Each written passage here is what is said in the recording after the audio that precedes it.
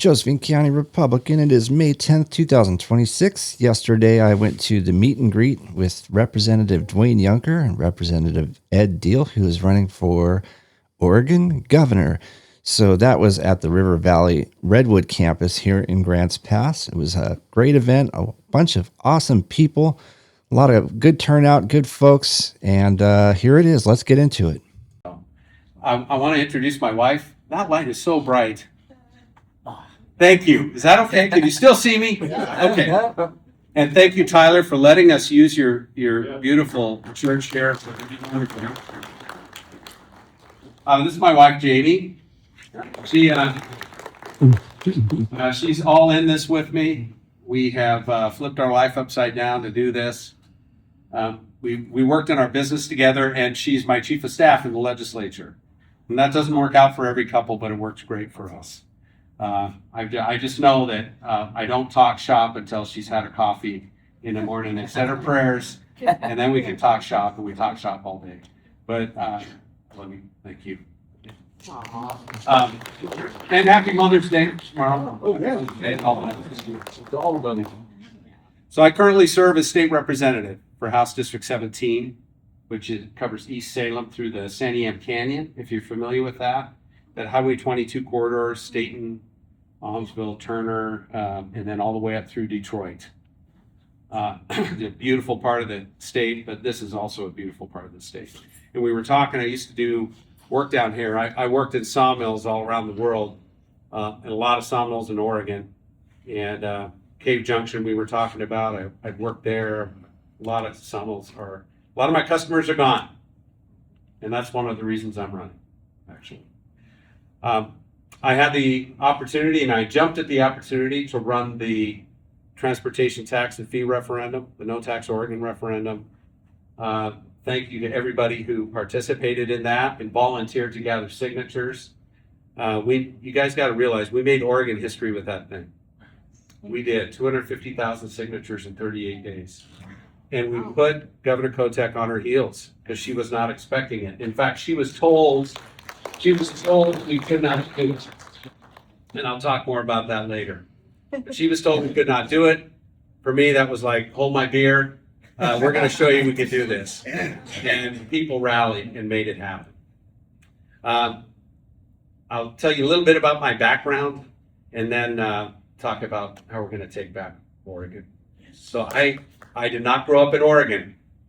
But I didn't grow up in California either. I always want to make that clarification. I'm born and raised in Montana, Western Montana. Yay, okay. See, that's the response I usually get. Where? It's okay. Plains. You probably know. Okay. You know where Plains is? Yeah. Really? Okay. Yeah, we were in South Central Montana. Oh, okay. For many years. Yeah. So I was born and raised there on a cattle ranch. My dad was a logger and a truck driver. And I had one grandpa that was a sawmiller and another grandpa that was a forest ranger for the same area. So that kind of formed my perspective. And I grew up, it was a frontier area. And I know what it's like growing up in a place far away from the capital where all the decisions are made. So that's the perspective I have when I'm in the legislature. And that's the perspective I'll have too when I'm governor. I did not... I had the opportunity, I got a scholarship to Stanford University, like Dwayne said, and I studied mechanical engineering. I have a bachelor's and master's in mechanical engineering. But the coolest thing is that's where I met my wife. She grew up in Scioto, just out of Staten, just a few miles from where we live right now. But we decided we wanted to come to Oregon, get married, raise our kids, and build a business. And that's what we did. And we have 2 kids. And 3 grandkids. Our son is a Marion County Sheriff's detective. Our daughter lives in Tualatin. She's in accounting, works for an agency there. We've got 3 great grandkids. But a few years ago, also we started a business. So my business was in factory automation and control systems. So we put the computer equipment on the machines that make stuff, and that includes, like I said, a lot of sawmills, sawmill optimization and control equipment. We put our control systems, put the rivets in Boeing 747 wings. We put our controls lay up the composite wings for the Dreamliner. Did a lot of work for Boeing. Our controls did the nose cone for the Falcon SpaceX rocket. If you eat McDonald's French fries, our controls make French fries for ConAgra Lamb Weston. Lots of French fries. So that's the business that I built.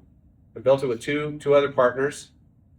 From up to 100 employees. We had based in Albany, Oregon. Then we had an office in Washington and North Carolina. And I bootstrapped this thing. I sold a car. I leveraged my credit cards. I left a good paying job with 2 little kids at home, and I put everything on the line to build this. If you've started a business, you know what it's like. But we were successful, and we built it up to 100 employees. But I know what it's like to sign 2 sides of a paycheck. I know what it's like to pay your employees and hope there's something left. I remember those days when we were starting it up. And I know what it's like. We rode through the 2008 recession, and we scrimped and saved and held on to our employees and rode through that thing so we were stronger and better coming out of it. That perspective as a business owner and understanding private business and the impact government decisions have on business is missing in our government. Governor Kotek has no idea. She spent her entire career in nonprofits and then in the legislature and then now as governor. She has no idea what private business is. She has no respect for private business. She just doesn't get it. And we're seeing that. We're seeing that across our state. We're seeing businesses leaving, good paying jobs leaving. And you guys know it. You experienced that with Dutch Brothers, right? Yeah. Yep. I was in White City, Pavati Boats. Has anybody heard of Pavati Boats? They're picking up and they're moving to Texas. At least they're part of their operation. So that's definitely something that needs to change. And I'll tell you this, a career as a legislator does not prepare you to be an executive. And a governor is an executive, the CEO of the state. A career in the legislature does not prepare you for that. I know I've been in the legislature for almost 4 years, long enough to know what's broken, but not long enough to let it break me. So my vision for Oregon, hey Nick, that's Nick Stark, Oregon Freedom Coalition. So my vision for Oregon is simple. We live in the most beautiful state in the country. It's one of the reasons we live here. I love it here. But what good is that if you can't afford to live here? If your kids can't get a good education, if your streets aren't safe, and if jobs are fleeing. So my vision for Oregon is to not only be the most beautiful state in the country, but the greatest state to live and to work, and to raise your family and retire in a place where your kids and grandkids don't have to leave to find a better job. Everywhere I go, I'm hearing that story. I've heard so many times, if things don't change, I'm going to leave. I had a guy come, I'm going to help you and do everything I can to help you get elected, because if you don't get elected, I'm leaving. It's like, no pressure there. And then I've met parents and grandparents who've had their kids leave because they can't afford to live here. They can't find a good house. So I'm committed to make that change, and we can. The thing is, we can do it. For me, the 3 pillars are accountability, government accountability, a way of life that's affordable, and a thriving economy. I'm going to hit on just the highlights for that and then open it up to questions. With government accountability, we have 4 decades of one-party governance in the state. 4 decades. It'll be 40 years to the inauguration day in 2027 that Vic Atiyeh left office. Vic Atiyeh was the last Republican governor. He was a business guy too. And he came in a time of some economic instability, and he turned things around. He got Oregon involved in more trade. He brought technology sector businesses into the state as our forests were locked up. So, but what's happened over those 4 decades is we have agencies that are no longer accountable to the best interests of the people. We see that all the time. So my commitment to you is to do 100% performance audits on every one of our state agencies. Independent performance audits by fund and sub-fund to understand exactly where all the money's going and to root out fraud and the waste. Do you guys realize we've doubled our state budget? Doubled our state budget in 10 years. You can't explain that with inflation. You can't explain it with population growth. And when I look at our state agencies, yes, there's fraud and some waste going on. I know that. But there's just the biggest issue is misaligned priorities. Who here thinks the Department of Education has their priorities straight? Yeah, exactly. How about ODOT? No way. No. The governor, for Department of Education, the governor is the superintendent of public education in the state of Oregon. As governor, that agency is going to look a lot different. We will get focused on excellence, accountability, and discipline in our schools. And what I mean by that is we will reinstate testing standards. We will give teachers the ability to discipline their own classrooms. I don't know if there's any teachers here. I've talked to so many teachers that are so frustrated with the ability to just control their own classrooms. There are students in there that are threatening them. I've talked to teachers with scratches up and down their arms, in tears, just telling me stories how they cannot control their own classrooms. We need accountability for those students and accountability for those students' parents. And I think that's important. We need to enforce truancy laws. We don't enforce truancy. We have some of the highest absentee rates in the country. But the biggest thing is we have to get back to a curriculum that is focused on the basic fundamentals of a good education. It's reading, writing, and arithmetic, and using proven methods to teach. You know, we had to, the state had to spend tens of millions of dollars a couple of years ago to teach teachers phonics. They came out of, the recent teachers came out of the education system not knowing how to teach phonics. Is it any wonder we have bottom-setting performance? We're ranked near the bottom, if not the bottom in the country for reading comprehension for fourth grade. So I want to get back to basics. I want to eliminate the DEI portion of the curriculum that the state is directing to all the teachers, which is a real distraction. If you have a math teacher and she has to spend a third of her time teaching things about identity and activism instead of math, that's a problem. That will go away. And I'm looking at how our government is spending more and more money in administrative overhead instead of putting that money in the classroom with the teacher, and that's going to change too. That's just one example of many agencies. When it comes to agencies like the DEQ, Department of Fish and Wildlife, the governor selects who runs these boards and commissions and who's in the leadership in these agencies. I want a DEQ that has common sense standards. We all want clean air and clean water, but common sense standards that match and are competitive with other states. And I want them to have an attitude of how do I get to yes instead of blocking progress. I've talked to people who've tried to get projects done for years, some over a decade, and cannot get basic projects done like digging a hole in their backyard for rock, for example. It is crazy. And I see an opportunity here because I'm talking to businesses in Portland.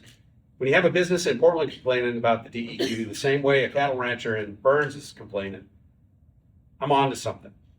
There's an opportunity here that crosses that urban-rural divide. So I will be assigning new leadership to virtually every agency. I'll make sure that those agencies like Department of Fish and Wildlife have actual fishermen, actual hunters in those agencies, making common sense decisions. This is not going to be easy, but it has to happen. It has to happen. It's going to be a fight, but I'm up for that fight, and I'll need your help. You're going to have my back, but I'm committed to do that. For affordable way of life, In addition to getting these agencies under control and actually reducing state spending, I'm calling for a 10% tax cut. Governor Kotek is every session, she's coming for more and more taxes. Even though our spending has doubled in 10 years, it's still not enough. It's still not enough. She's building a massive welfare state. That's what she's trying to build. And it's gonna bankrupt us. So I'm calling for 10% tax cuts in addition to the spending cuts. I'm calling for the elimination of the hidden sales tax, which is the corporate activities tax. If you talk to businesses about why they're not coming to Oregon or why they're leaving Oregon, that's one of the big ones. That is a tax on business revenue. Whether they make money or not, they pay this tax. But guess who really pays it? Every consumer. And it's a cumulative tax. It is a sales tax by another name. And you say, wait, Ed, sales taxes are unconstitutional in Oregon. Well, not if you call it a cat tax. That's the difference. I'm calling for the elimination of the death tax. There's a petition back there for that. We have the most punitive death tax in the country here in Oregon. Want to eliminate that. Calling also for the freezing of property taxes for senior citizens. So, yeah. Well, and that's just a start. We can do these things in Oregon if we get our agency spending under control. Then for a thriving economy, I will be a governor who is talking to business, who understands business, who will veto bad business bills, and who will be encouraging businesses to grow and provide good paying jobs in Oregon. I will make sure that a business person's first contact with a governor is not the governor of Texas, it's the governor of Oregon. And what we have going on right now, like with Pavati Boats, they tried to reach and contact Governor Kotek. She would not give him the time of day. But they did have a conversation with Greg Abbott in Texas. And he's given them an offer that is really hard for them to refuse. And that's what's going on. Governor Kotek's traveling around the state on a prosperity tour and talk to businesses. Well, why, how can we help? How can we help businesses grow here? And they're all saying one thing right now. They're saying, well, that Senate Bill 1507, where HR 1, the big beautiful bill, gave us all these tax breaks and tax incentives. Well, don't sign Senate Bill 1507, veto that thing, because it claws back hundreds of millions of dollars of those tax breaks.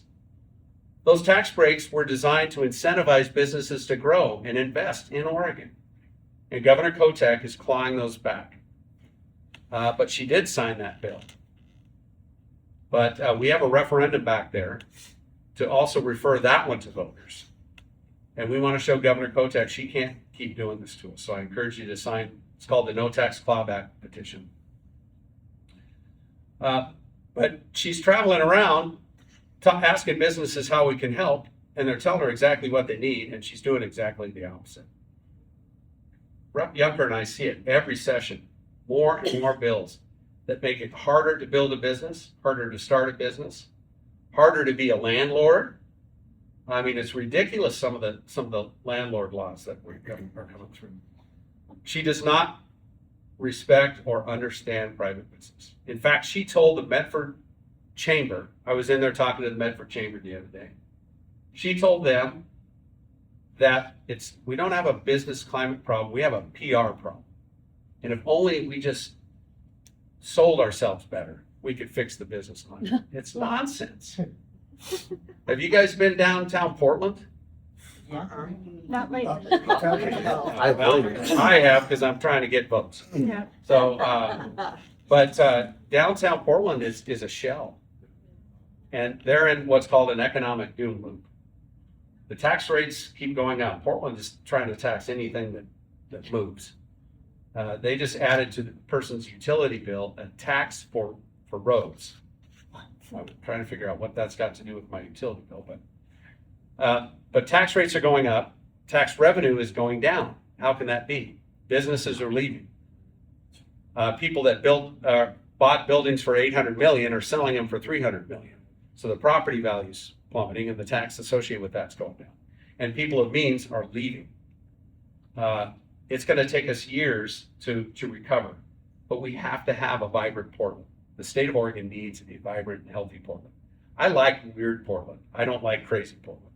I'd go back to weird Portland. I was the first Republican in over a decade to go speak to the Portland Metro Chamber, and I had a good reception there. And they realize that something has to change, and they're not going to get it with Governor Kotek. So with that, I've covered a lot of territory. I know you guys have a lot of questions about issues that are important to you, and I'm going to guess which ones they are because I haven't talked about them yet. But I'd love to open it up to questions, and anything is on the table. I do not filter my questions like some people. Right here. Okay, what do you got? Okay, I'm a small business owner. I have a dump truck. That's it. It's been a dump truck. We've been trying to make a living for the last 2 years. And they tax us out. The government is just clawing. Every time I do anything, 19 cents a mile for driving on the roads. Yeah. Gas tax, this tax. They just keep pulling from me. Will you look at that for us? I mean, I will absolutely do it. So one of my targets with cost of energy is we're paying a lot in our utility costs and our gas taxes, gas costs for this clean fuels program or basically climate mandates. This isn't about arguing about climate science and climate change. It's an argument about, am I getting a return for the hundreds and hundreds of millions of dollars that you guys are spending in the name of the climate? Is it improving your life? Is it going to improve your kid's life? Is it improving the climate in Oregon? My argument is no. I will repeal the executive order, the Climate Protection Plan, which frankly, you guys even haven't felt the pain of that. It is like cap and trade on steroids.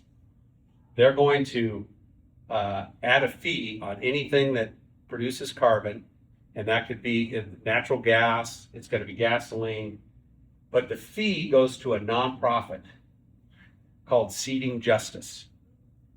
This is a woke nonprofit, and they will take the money and feed it into climate justice programs. It's just like unbelievable. That has to go. That will be repealed. Other executive orders related to clean fuels, that some of these are jacking your fuel costs up 20 cents. I can do a day's work. Those are good. I just got a few $100s to show for it, a full day. Those are going to go away. But it's not just taxes. It's rules and regulations that we need to back off on some of those things. Fortunately, or unfortunately, a lot of the pain points we have in some of our agencies are in rule. So what that means is I can make an impact pretty quickly as governor with new leadership and new priorities, and we rewrite those rules, even if I have a legislature that's not cooperating. And so I look at when I'm talking, I spend a lot of time over in Eastern Oregon talking about water challenges, the Water Resource Board. The community will come up with a common sense solution to deal with their water challenges, and there are some serious challenges over there. But when you have the whole community, the environmentalists, the ranchers, the business people, just regular citizens, agreeing on a solution, and then the state comes in and says, no, we don't like your solution, but it's based on modern science. Well, we don't like your science. Well, why? We just don't like it. That is the attitude that we have from our state agencies now, and that will change as you go. What's your opinion on mail-in voting and the 800,000 alleged irregular registered voters? Yeah. So with 800,000 they're inactive voters, Judicial Watch did a lawsuit, thankfully, to lead that, because Oregon is not complying with federal law to clean our voter rolls. The Secretary of State reached a settlement, and so he's saying they're in the process of cleaning the voter rolls to get the inactive voters off the list as is required by law. Vote by mail.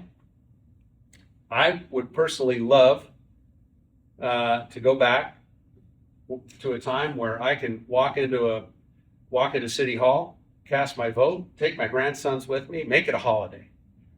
I would love to do that. What I'm calling for is some practical reforms that I know we can get across the finish line. One is voter ID. One is proof of citizenship. In addition to cleaning the voter rolls, reforming our ballot harvesting laws. We're like the Wild West with ballot harvesting. We need to look at how some other states do it. Those are realistic things we can do. When it comes to vote by mail, here's the challenge in Oregon. We kind of invented the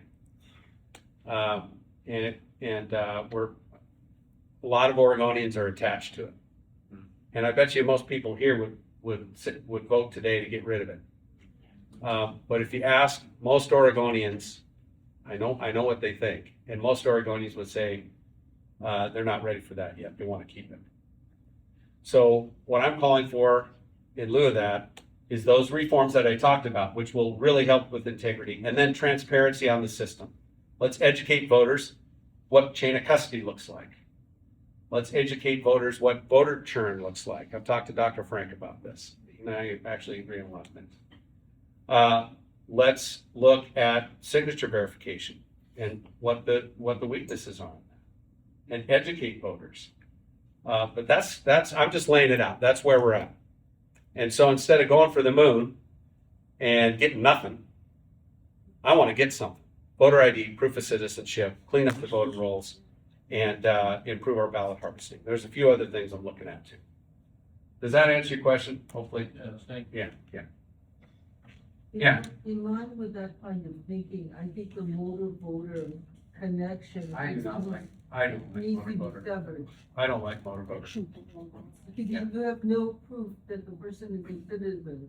And I don't think the DMV is really qualified Well, to determine that. so here's what happened. We passed motor voter, and we told the DMV they're responsible for this, but I wouldn't talk to them. So they implemented a system as if they had to do it, but they didn't want to do it. That's what the system looked like. Their job is to qualify drivers, Right. not register voters. So I used to write software. Okay, so I look at what they put together for a system. I sat down with them and went through it in detail. It was a terrible system. It was easy to make a mistake, and guess what? They made thousands and thousands of mistakes. So they've since reformed that a bit. The other thing I learned, the Secretary of State was never actually auditing them to see what system you put in place. Is it working? Does it meet, is it secure? None of that was happening. It's kind of embarrassing. So I would love to get rid of motor voter. I don't know if we can get there. We will try. But definitely we want to make sure that it's working in a secure way, and that they are required to prove citizenship. Oregon makes it tough because we provide driver's licenses to anybody. Right. I was in there, and a guy was getting this was the day I went there to look at the whole process and the flawed process it was. And then I stood behind the clerk who was registering somebody. This guy was getting an ID, an Oregon ID. He walks in, he's got somebody that speaks English that comes in with him, and he says he's from Venezuela. Maybe he is, I don't know. Because his passport, the only ID he has is an expired Venezuelan passport. Oh my God, Expired. that's like crazy. So they gave him an Oregon ID. Now, he didn't get a driver's license. He wasn't registered to vote, but they gave him an Oregon ID. He's now a resident of Oregon. Now, and so once he gets that, then he goes and signs up for benefits. Yep, he's established. So while I'm talking about this, do you guys realize that we have a system in place that provides free health insurance for non-U.S. citizens? Yep. For whether you're a citizen or whether you're here legally or not. It costs us $1.2 billion every budget cycle. Wow. And it's called the Healthier Oregon Program. It's not Medicaid dollars. It's not federal dollars because that's illegal. It is your state tax dollars. So I look at this and I go, okay, we're providing free health insurance for these folks. I serve on the healthcare committee. I'm vice chair of the healthcare committee. And I look, well, what's Medicaid for? What's state-funded healthcare for? It's for the elderly, people with disabilities, and children. We're shortchanging them while we're funding $1.2 billion to folks that are not even citizens. I don't think that's fair. I don't think that's fair. And I had a session a couple days ago, and a guy came in with his son, just severely disabled. This father will take care of that son for the rest of his life. And we have a system to help provide some supplemental money for him to take care of his child, but it's limited to like 100 kids. And there's probably 200 or 300 kids in the state that fall into that category. So we can't help those other 200 kids, but we're spending $1.2 billion on folks that come in from Venezuela with an expired passport. It's so. So it is, What about our veterans? and our The veterans. veterans? Yeah. Any other? Yes, sir. So, with the supermajority, in the Democratic side, what leverage would you have to put this stuff forward, to take on the teachers union, to, Yeah. Well, I'm just going to have Dwayne in there, just rolling over everybody. right? Now, And, because your rules are great, putting people in the positions of leadership is Yeah. excellent.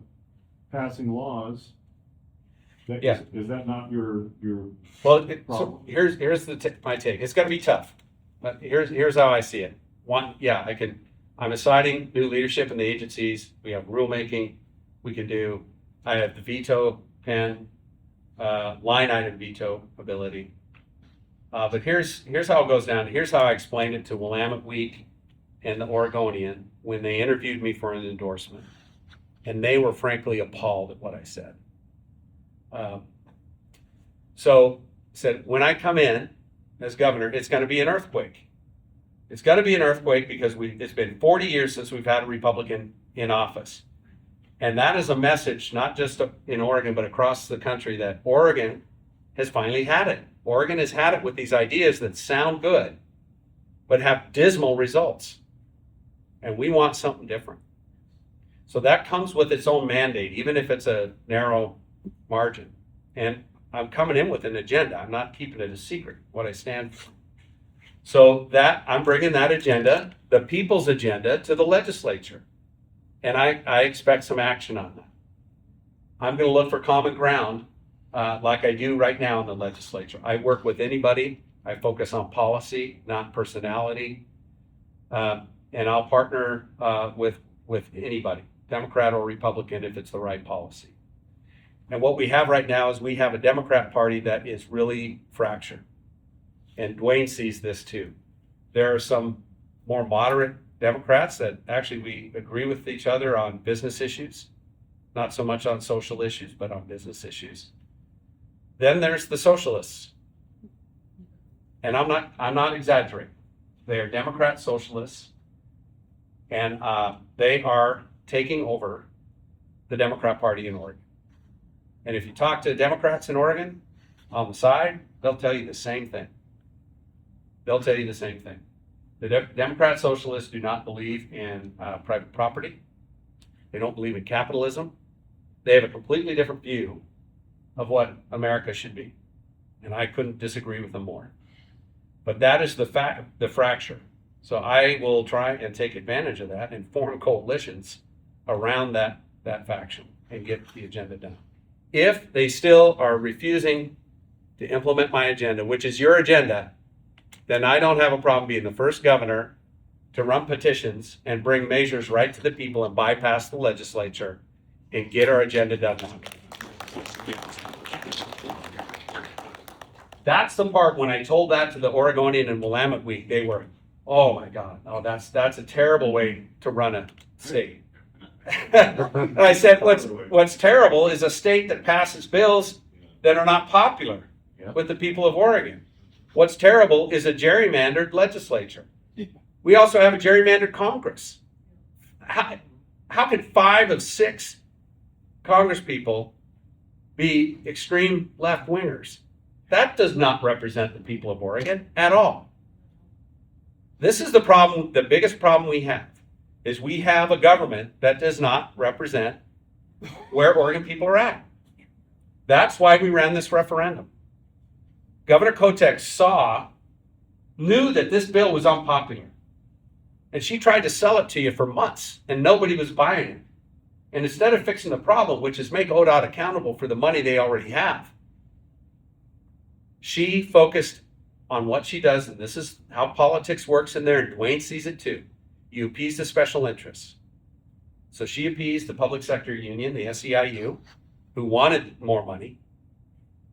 And then what she did is she said, well, who might put up a fight? Who might actually fund a referendum on this thing?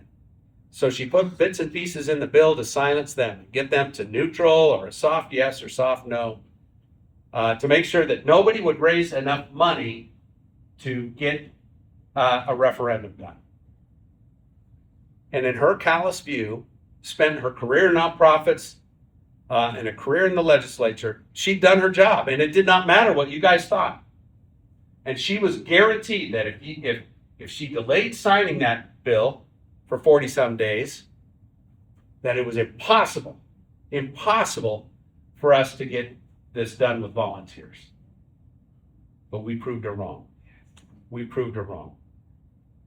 But I'll tell you what, that's how we're going to take back our state.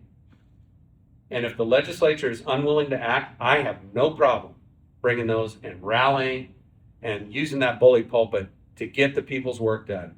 We have the referendum process and the petition process in this state. We were the first state in the country, I think, to put it in our Constitution and actually implement it. And if you look back in the history of that, it was Republicans that put it in there. And why did they do it? They don't trust politicians. And they were afraid that the special interests would take over and not represent the people. Well, guess what? That is exactly what's happened. Now is our time to use that process. Maybe it's just a threat. Maybe all I have to do is threaten that we're going to do that. And will force them to act the right way. But I'm ready to do it. None of my other folks running for governor are willing to do that. At least they haven't said it. But Willamette Week was just appalled by this idea. They called me what do they call me? I led a rebellion with the transportation tax. I kind of like that. Yeah. We're with the rebellion. Yes. Yeah. Go ahead. I have two things to say. Number one, the Revolutionary War was won by volunteers. Good point. Yeah. My other question is, how do you feel about term limits in the state? Yeah, I have mixed feelings about term. Well, let me back up. There should be term limits. I just don't know how long it should be. And I'll tell you, my attitude changed a little bit because I get in the legislature and I sit on human services, and half the state budget goes through that thing. And I'm a freshman, and I'm pretty good with numbers, but there's a lot of stuff in there. It's complicated. And if you have it takes a while to master it. And if you have a rotating crew of legislators, guess what you've done? You shifted the power to the administrative state, to the deep state. And I see the attitude with those guys. They're just biding their time, waiting for me to move on and go somewhere, and another person comes along. And they're in control, unless you have some people who are there for a few years. Maybe 8 or 12 years, or 8 or 10 years would be a good term limit. But I wouldn't want to see something that was shorter than that, because you'd never get anybody to figure out the game and be able to do some good work. But I've signed the term limits pledge. Enough time to figure out what you're doing and not enough time to get it into Yeah. somebody's. Well, yeah, that's also a problem. Right, Dwayne? Dwayne doesn't have that problem, but Where do you stand with ICE? ICE. So let's talk immigration, all that. I believe wholeheartedly we have to have local law enforcement cooperate and communicate with the federal government to get criminals out of the state. We are harboring drug dealers, prostitution ringleaders, a lot of bad dudes with the laws we have. Now, I've talked to law enforcement, talked to our son about this, talked to my local sheriffs, and they point back. The biggest culprit is a executive order that was put in place by Kate Brown in 2017, and then it was put into law in 2021. It's called the Sanctuary Promise Act. And what that did is it drew this hard line between law enforcement and the feds. You can't even talk to each other regarding immigration. And it is so absurd in Oregon. Our son was telling us you can come across the border, commit a murder, flee back to Mexico. We cannot cooperate with the Mexican government to extradite, bring that person to justice, face justice in Oregon. We have people who are here illegally, commit terrible crimes, they'll go to prison. They serve their prison sentence. What would the common sense thing be to do after they serve their sentence? Law enforcement calls them grace and hey, I got this guy here, deport him. That cannot happen in Oregon. They're being released into the community. If you saw that, a lot of people, and so what happens then? So then immigration is now going into the community to find these guys. That raises the temperature and spreads fear with a lot of people that should not be afraid. They're legal. Yeah. And so, well, it's just spreading a lot of fear. And so that has to be resolved. And we also have to acknowledge, there's some people here I know that have been here for decades. They're paying their taxes. They seem like they're trying to do the right thing. Are they legal? I don't know. Some of them are legal, but some of them I think are not legal. Well, then they should become legal. They should become legal. Yes. Yeah. They need a mechanism to become legal. Well, I did it, Yeah. and the test is a joke. To be a citizen? Yep, it's Oh. a freaking. Well, joke. but the problem is more than the test. There's a bunch Well, of, they're complaining that it costs too much and the test is too hard and. oh, I did no. I did it for free. If that's all that's stopping you, then take the test. Wow. Yeah. 3 questions. Yeah. Wow. Hi, my name is Alicia Devner, I'm the commissioner, and I have 2 questions. Number 1 is for ice, we have no ice skate rinks now.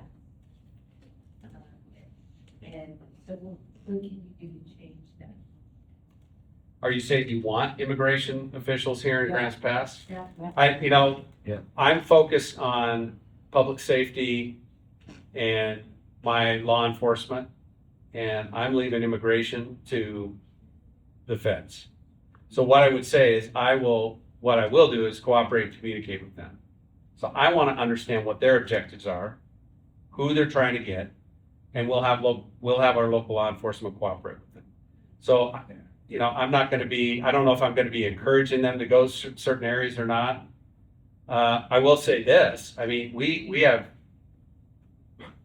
cartels operating down here. Our DOJ is doing a terrible job. And part of the reason these guys can do what they do is because of that crazy law. So I think once we get rid of that law, then we can start working with the federal government to specifically go after these gangs. And it's not just Mexican gangs, or it's Chinese gangs and Russian. Yeah. So on that front, what I see is going after those criminal elements in a way that's cooperating with the feds. We have to, because this is interstate. These are interstate crime rings, right? We had what was that guy doing? That Tren de Aragua? Was he Tren de Aragua? He's living in Salem, a couple miles away from. Yeah, the governor running a national drug ring in Salem. And why was he in Salem? Because he was safe. Yeah. Wow. Yep. Oh. Yeah. Oh, okay. Yeah.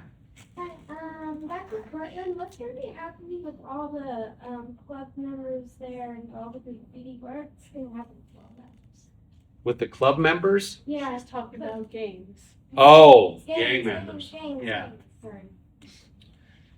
That one hasn't come up. Well, Portland's got its own set of problems. The governor can only do a few things. When I'm talking to Portland residents, I tell them, put electing socialists on your city council. That would be a good start. Part of this problem, let's talk about the homeless problem, and I know that's a problem here in Grants Pass. So, because some of what you're describing is related to that. Our policies are enabling destructive antisocial behavior. Yep. That is not only harming the people that are living in these situations, it's also harming the citizens that are trying to do the right thing. When I look at the chronically homeless, okay, this is tough because everybody's in a different situation. But I'm talking about street homeless, the chronically homeless, and I've walked through one of the largest camps in the state, Wallace Marine Park. It's just about a mile from the governor's mansion. I've talked to the people in that camp, and I've talked to people who've come out of that camp. The first thing we have to do is acknowledge that for those people, it is not a housing problem. This is a drug addiction. Yep. And or mental illness problem. We have to acknowledge that. Yep. Step one for me is to repeal House Bill 3115 and give communities and cities the ability to prohibit public camping. And I know how important that is, and thank Rep. Juncker for forcing that bill. How many times, Wayne? Yeah, 3 times last. I have committed to work with Rep. Juncker to make that happen. So the other piece that comes with that, and this is maybe it sounds rough to you. I call it compassionate accountability because I believe one of the problems we have is we don't have an accountable society anymore. You go out with law enforcement and a social worker, and you say, "Hey, we have services here. We have transitional shelter, and I believe we're obligated to provide transitional shelter with accountability." And there's some good nonprofits here. I know they are in Grants Pass that do this, and they have empty beds. Yep. Substance use treatment, mental health treatment, and wraparound services, because we need to acknowledge that some of these folks don't have life skills that we take for granted. We need to help those folks through nonprofits, maybe some of it's through the state, but we have those services. You go out and tell these folks, we have services available to you. We want you to take advantage of them, but you cannot camp here anymore. You can't camp in my kid's park. You can't camp out in front of my friend's business. So you have a choice. You have a choice. You go in and get treated. Heck, I would support getting him into a trade program and teaching him a trade. I was talking to somebody, Utah does this. I'm going to research that more. But you have a choice. You get into those programs, or you move along, or you go to jail. You know how many people I've talked to that have gone through jail and that forced them to get clean and to face their demons, and they are now out on the street helping people. Maybe that sounds rough to you, but I'll tell you what, the system we have now, harm reduction and housing first, it ain't working. No. People are busing from other states into Oregon. Yeah. We have built a system where we provide a lot of benefits. You're able to use drugs with no repercussions. You have a place to live. You can't operate a society. And so, anyway, that's where I'm at. I'll also add that we have some folks that are trying to do the right thing, and for whatever reason, they've ended up in a situation where they don't have, they're living off Social Security and that's it. They have no savings, they have no home, nothing. We have some housing laws and requirements that make it very expensive to build homes. We can build tiny home communities that are safe, that look nice, that are friendly, that anybody could afford. Virtually anybody could afford. And I'm thinking of, especially if you're older, living on Social Security and that's all you have. And I've seen these places, and they take hardly any public money, and they can function. We should be encouraging those and change our rules and regulations around housing to encourage those things. Yes, and then you. I'd like to see, and I don't know if it's possible, but some kind of restriction of signage for all the pot shops. You come here to Grants Pass, where's the liquor store? Do you know where the liquor store is? We got one. You go down to Cape Junction, where's the liquor store? They got one. Is there any advertisement? No. Do you see advertisement for cigarettes? But you know what? You can't go 1 mile without seeing an advertisement for a pot shop. And pot shops are on every freaking corner. Is there some kind of way where we can restrict this? It's only encouraging. It has to be licensed, it has to be restricted, it has to be controlled, and all that signage needs to be gotten down, because all it's doing is telling everybody, hey, get high, everything's okay. I really like that idea. I'm not a fan of the stuff. You can't even drive anywhere without it, yet. Yeah. Heaven forbid you advertise a pack of cigarettes. I would support signage restrictions on that. Absolutely. Yeah.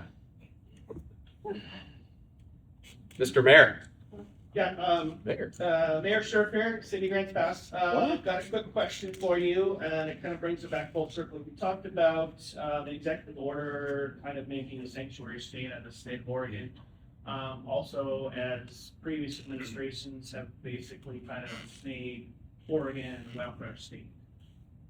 A what? A welfare state. Welfare. Okay. So basically, to kind of bring that back down to the topic of homelessness, I personally, with the City of Grants Pass, have been dealing with this homelessness issue for a while now.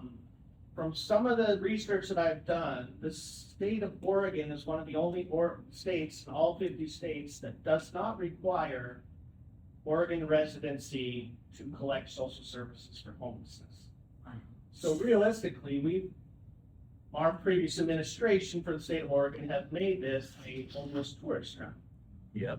On top of having a drug experiment with Prop 100 or whatever it was a few years ago, City of Grants Pass went through 2 major lawsuits revolving around homelessness. So we basically put a big neon sign out on I-5, and we've been dealing with it ever since.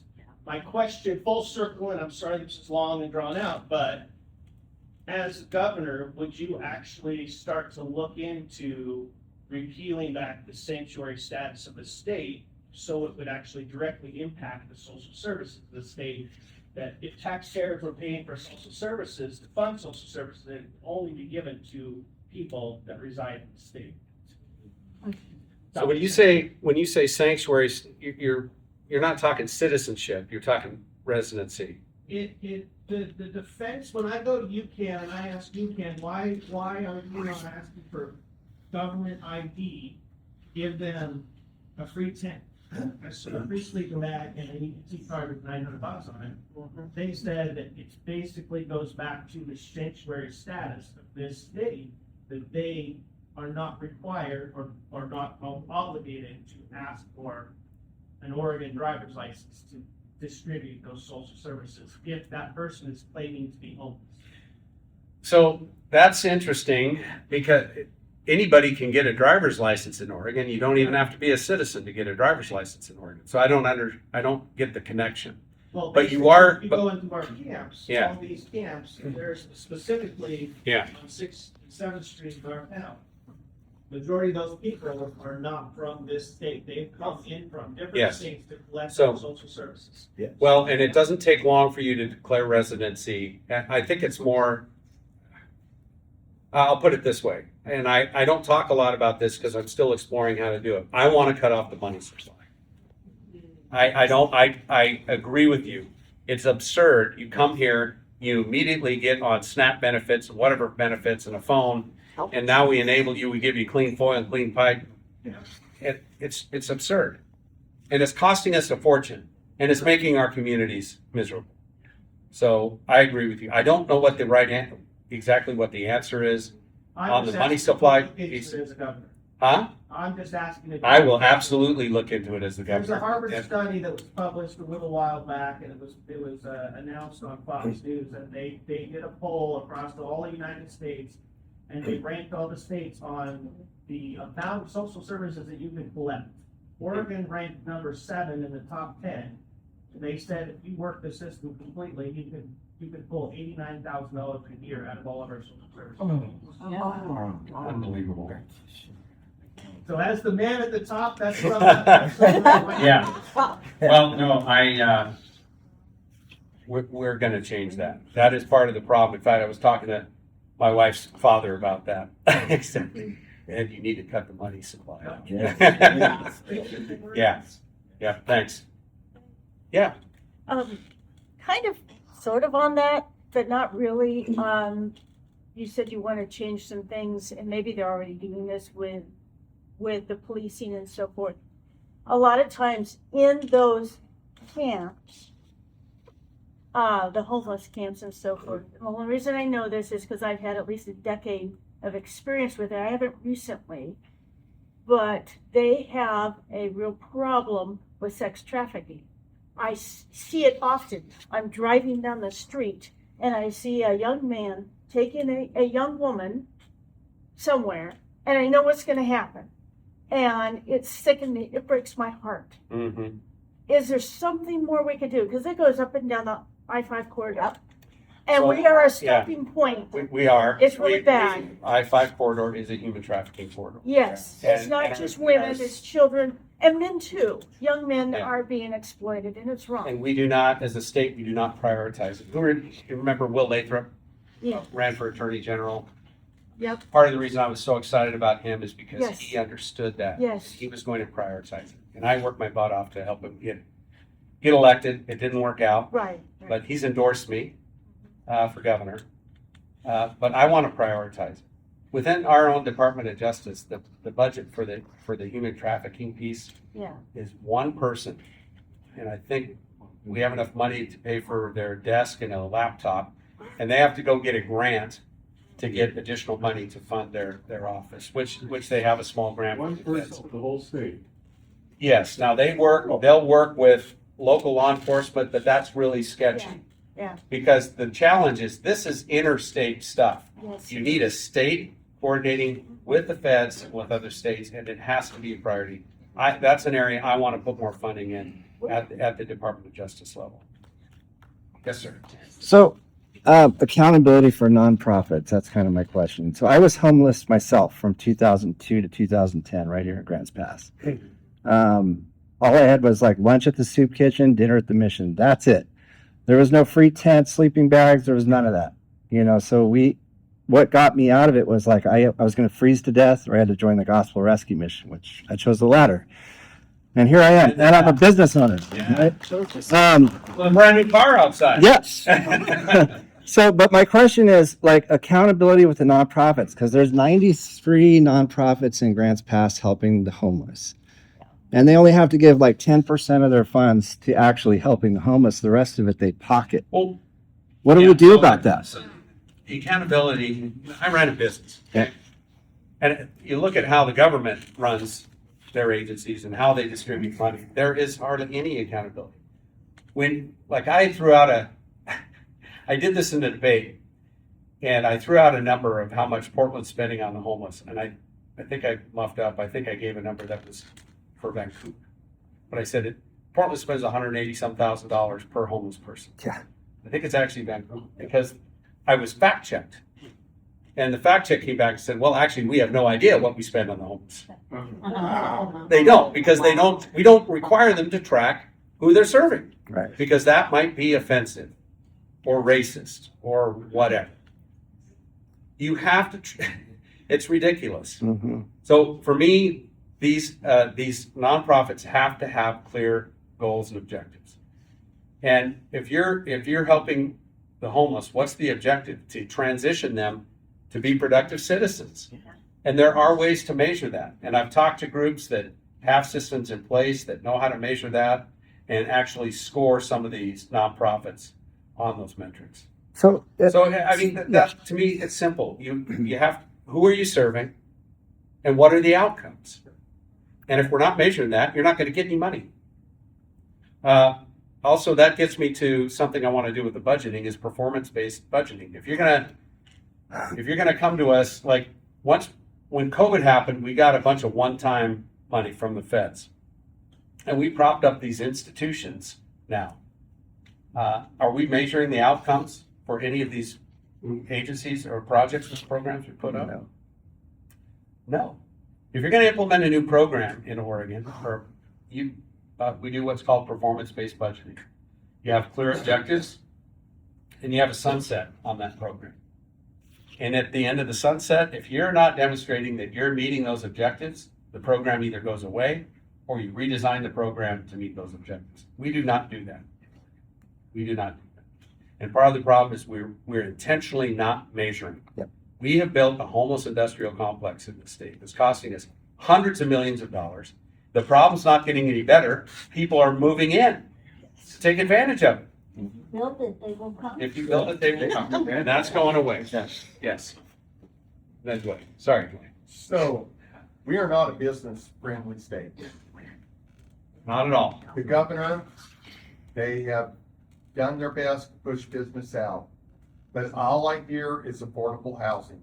And the reason why we don't have affordable housing is because of Salem. We can control local government on the codes, but Salem is killing us. We're at R66 for insulation in a ceiling, but electric bills go up. It's insane. If we can get less regulation for the businesses and less regulation for the homes, we can have business and we can have homes for people to live in. What are you gonna do about that? What I'm going to do about that is back off some of those regulations, which make our homes expensive. I'm exploring, having standard designs that we could use. I want to defer system development charges to the end of the project instead of the beginning, and making sure those system development charges are directly related to the cost of the infrastructure. But you're right. There's a point of diminishing returns on some of these housing standards, and I think of it. I'm an engineer, so I think about those things. I'm a business guy. Some of it doesn't make any practical sense. That's why I'm saying we can build homes that people can afford to buy, but we're intentionally not. The other part is with land use, and I believe that local control is better. I know we have a landmark law, or land use law was put in 50 years ago by a Republican. And it was designed, the way I think of it this way, it was put in place to clearly define urban growth boundaries and exclusive farm use. But I don't think the intent was to write it on a stone tab. The whole idea was to make sure that we supported our quality of life in Oregon. But when that law becomes a burden and is hindering quality of life, when my kids have to move to some other state to find a home that they can afford, then I'd say, maybe we should look at how we're implementing this thing, because it's not contributing to quality of life. And my answer to that, I want to see local control over those boundaries. I want to see planning. Okay, what's Grants Pass going to look like over the next 20 years? How does that urban growth boundary change? And I think we need to have those conversations. I've talked to some local communities where, the land use board is blocking them from progress. And then there's other communities that don't want to do any growth, and so the state is forcing them to do things that they don't want. It's kind of a weird situation. So anyway, it's one of the most complicated challenges we have in the state, because there's a lot of different opinions. But we have to acknowledge that part of it is access to land. I don't want to build subsidized apartment complexes. I want to build homes that people want.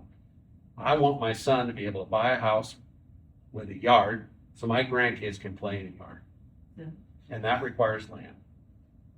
And we don't need to have sprawl like Arizona or Texas. That's not what I'm talking about. There's a lot there, but thanks for bringing that up. Yeah. Then Dwayne. I'm sorry. You interrupted. No, you're good. It's going back to the homeless drug addicts. I worked 2 jobs in a row. One was with On Track Road Valley, and I was a peer support person. They tried to help people get off drugs and, get them hooked up to good resources and whatnot. Then I worked for All Care for 1 year. I quit the day I started. A year later, I walked out. I didn't give 2-week notice. I'm like, no, I can't do this. The problem is they insure the homeless drug addicts. So what can you do about that? Giving them health insurance. They probably have better insurance than I have. Well, Yeah, we have some she's asking about the Medicaid program, basically, Oregon Health Plan. Yep. We have a very generous Oregon Health Plan. And the current leadership, their goal is to get as many people, they're for universal health care. And they're trying to get as many people on that plan as possible. And frankly, we built a system we can no longer afford. And I serve on the healthcare committee. And I'm actually on a special subcommittee looking at this issue because it's unaffordable. Yeah. So we're talking about ways to scale the benefits back to be more realistic.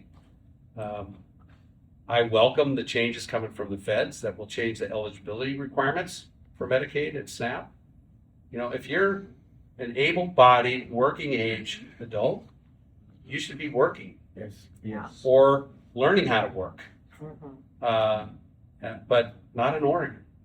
So, and when it comes to the homeless and drug addicted, if you're not trying to do the right thing, I'm not going to pay you to feed your addiction. But that's what we're doing right now. And it gets back to what the mayor was talking about. Right. That's true. I haven't explored how to actually make that happen. Right. But to me, the benefit should be tied to doing the right thing. If you're going to go into treatment, if you're going to learn a skill, if you're going to be a productive citizen, I want to help you. Right. I want to help you. I want to teach you life skills. Will you hold like the insurance But you companies? got to have some accountability. You got to Yeah. have some skin in this Will you game. hold the insurance companies accountable for The, that? the Or insurance companies are supposed to do that. They're mandated by law to do that.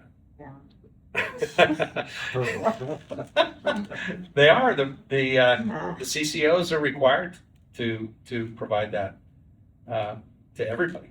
Yeah. Dwayne. Which touched a little bit, I was gonna ask, but most of us heard that Asante is gonna have to lose about $50 million this year. But my question is, because you're on healthcare, I used to be there, but they got rid of me because I asked 200 questions, I guess. Is we have a system since 2014 that's gone up almost 800,000 more people on Medicaid, which is hurting our hospital. As a Oregon or a resident of Josephine County or Jackson County, we all need a good hospital. It's not a Republican thing, Democrat thing. We all need a good hospital. How is you as a governor going to help fix our hospital system so we can have healthy hospitals in the state of Oregon, knowing that the Medicaid system is hurting our hospitals? You know about this, and again, a bill this year, last year. But can you talk about that? Because we all need a healthy hospital for Oregonians. Well, part of it is the way we've structured the Medicaid program. We've actually, some of the programs we have, and this gets wonky, I'll try and just do it at a high level, but we've structured it so we've moved some people off private insurance and put them on Medicaid. So Medicaid offers great benefits, but it doesn't reimburse the doctors very well. So this is how a hospital works. I'm on the board of a hospital, a small hospital. But they make money with private insurance. They lose money for virtually every person they see on Medicaid. So if you're on private insurance, you are subsidizing the Medicaid. So if you take a population of people and you set up a Medicaid insurance program, it's called the Bridge Program in Oregon. It moved people off of private insurance to public insurance, and it reduced the reimbursement rates for the hospital. That's one thing. I think eligibility requirements, the feds requirement, which will move people into work and off the Medicaid program is another thing. But also I look at, there's an imbalance in the way we're reimbursing. I think, and we have to look at where the money is flowing, because it's not flowing to primary care physicians. It's not flowing to the typical things you think of when you think of medicine. Medicaid dollars today in Oregon are used to provide housing subsidies. It's used to provide air conditioners, refrigerators.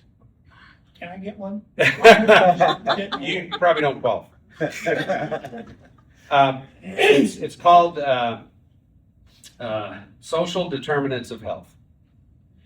And the idea is the feds have, with the Affordable Care Act, they kind of opened up the floodgates with Medicaid dollars. And the state looked at that and said, you know, how can we get more and more federal money? It's in Medicaid. It's in Medicaid. So let's do an experimental program, social determinants of health, and we'll say it's related to health because everything's related to health. If you don't have a house, you might get sick. You know, if you don't have an air conditioner, you're going to get hot. Yeah. But I don't know where it ends. I mean, are my shoes a social determinant of health? Because if I'm walking out barefoot, my feet are going to get cut. I don't know where it ends. But we're spending money on these programs. And we're also spending money, I said, on, this is another place where a bunch of money's going, is with people who are not U.S. citizens. And we're encouraging them to come here. If you want free health care and you're not a U.S. citizen, you come to work. And that's where you're going to get it. I keep telling. There's a lot of issues around it, Dwayne. It's, but there's other things that we need to do to be more effective. You know, we should be negotiating as a state for drug prices, state level negotiation. We don't do that. And there's a few other things we can do to save money, but it's a big problem. Yeah. So President Trump signed a deal about doing some studies on the psychedelics. Yeah. And there's one in particular right against it because I work with the homeless. I'm also a product of the Gospel Rescue Mission years ago, and I've worked with folks that have been on drugs and the Suboxone, the drugs that they've used to replace their illegal drugs are just as bad. In fact, it's designated or it's designed to keep them addicted and on this thing. There's a new drug that's coming out, and it's like ibogaine, I think is what it's called. And the results are, you take it once and you lose your cravings. Yes. So if that comes about, would you be supportive to make that the mandatory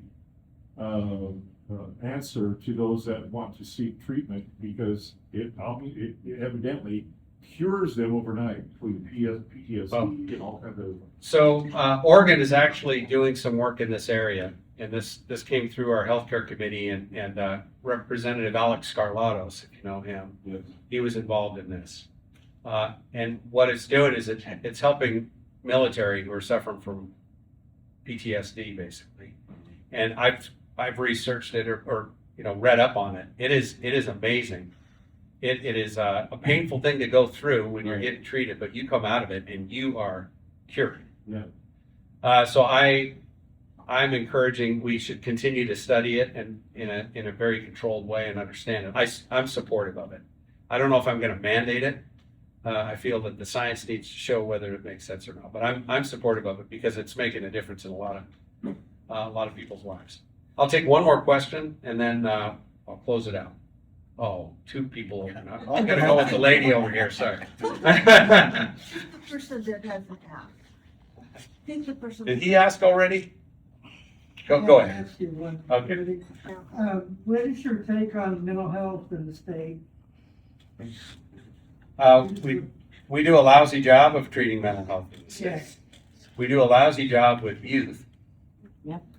But it's more than money. We do. So I'm opposed to all this gender affirming care for kids. I'm opposed to it. And I fought it like crazy in the legislature, fighting House Bill 2002, which mandated these procedures on minors. And I was the tip of the spear in the legislature to try and kill it. I brought detransitioners in to talk to I got gavelled over this stuff. Anyway, what I'm getting at is, unfortunately, a lot of our behavioral health people do affirming. They do the affirming method. They don't even need a diagnosis. They're rushing these people into these medications and into surgeries. And I think it's atrocious. And that's what gives me pause when I say we need to spend more money on behavioral health. I've also seen the state spend money on behavioral health and not be accountable for it. In ways where we had a treatment center that was convicted of Medicaid fraud. So there needs to be more checks and balances. We also don't spend it in a wise way where we're kind of overpaying therapists who are providing, weekly soccer mom talk therapy, and then we're underpaying the person that's working for the county that's trying to deal with a manic depressive schizophrenic.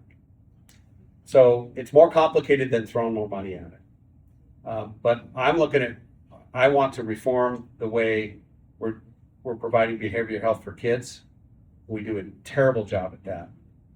And I brought some legislation. This is actually an area I agreed with the governor on, and worked with legislation on that, and it failed. Yeah, I don't know if that's what your point was. Well, that's what I was getting into because of suicides with the younger generation. Yeah. Then you get the people that have their buddies, invisible buddies that you walk down the street, talk to, you talk with. Yeah. So I get it, but I'm nervous with states, with our government that thinks it's okay to put litter boxes in kids' bathrooms. Okay, so yeah, are they really gonna? Are they gonna really provide therapy that makes my kid healthy, or teach them nonsense? And that's something that we have to watch out for. Okay, well, hey, I'll wrap this up. I can stay for a bit for more questions, but I'd like to cover how we're going to win this thing and how we're going to take back Oregon. And here's my take and why I believe, how I'm going to do it anyway. So number one is I want to leverage the referendum.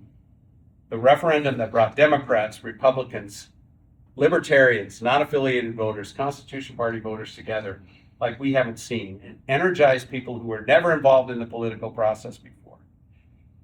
And I think it awakened a lot of people to see a government and a governor that was not representing them. I am going to leverage that energy to get the 120,000 Republicans that are not voting to vote. I'm going to work my butt off to give them a reason to vote. I'm going to work my butt off to give the 120,000 or so non-affiliated voters that are conservative-minded, that are not voting, I'm going to give them a reason to vote. We are going to overwhelm them with votes. I know I don't like the integrity of our election system, but it is what it is. We're going to overwhelm them with votes. The other thing I'm going to do is once I get past the primary, I'm going to work Portland and Eugene and some of these places like nobody's business. And I want to focus on earning trust. I think Republicans have a trust issue. And the trust issue is because we have some Republicans who say one thing when they're talking to a conservative group, and they say another thing when they're talking to the liberal media. And I think that's wrong. And that makes it, and we've kind of earned this distrust thing. I just want to be straight up and authentic. And I'm not expecting them to agree with everything that I'm saying, but I'm trying to get their agreement on the big things that matter to us. And I believe I can do that. And I've heard from some folks already on that front. And I'll tell you an example. This guy lives just outside the metro area. He said, I want one of your campaign signs. I'm a Democrat, lifelong Democrat. All I've done before is vote. And I don't agree with you on all your social issues, but I do agree with you on the other things that are really hurting Oregon. And I can no longer support the Democrat that's in office right now. That gives me hope. If I can bridge that urban-rural divide and focus on those issues that unite us as Oregonians, unite us. We all want good-paying jobs. We're all fed up with our taxes. We want an education system that works. We got to fix this homeless problem. These things unite us. And a lot of Democrats are saying, these ideas, they sounded good, but they suck in implementation, and they're costing us a fortune, and life's not getting any better. So I'm going to work those areas and unite. And like I said, I was the first Republican in a decade to talk to the Portland Metro Chamber. And the third thing is, I'm going to remind voters between now and November what Governor Kotek did. And I think I'm in a unique position to do that. How she defied the will of her own people and ram this legislation down their throats. And you know, it's one thing, Oregonians don't want to be taxed anymore, but it's another thing to be ignored. And she ignored them in a callous way. And I have no problem reminding her and reminding voters of that every single day between now and November. This is within our grasp, guys. This is a time. And I'm committed to working like nobody's business. I hope I can earn your vote. And thank you for your time. Let's take back Orange.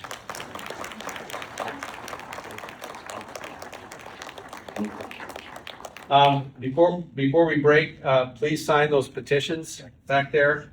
We have, I've got signs, and we've got buttons and bumper stickers. And I'd also ask, this campaign takes money as well. We got a great grassroots team, but every dollar I get goes to radio ads, goes to TV. We're running on TV spots now. We're on streaming services. My challenge is to introduce me to people who don't know me. And so you can help by donating. You can also help by calling people. Call 5 of your friends. Call 10 of your friends and tell them, hey, you got to check this guy out. Go to eddiehl.com. But if you can't support us financially, there's envelopes back there. You can also go to my website, eddiehl.com, and donate online. And you can sign up to volunteer. And it does, $25, $50, even, Phil Knight gave $1 million, but not to the right guy, gave it to the wrong guy. But I am taking $1 million checks too, if you know anybody. So, thank you.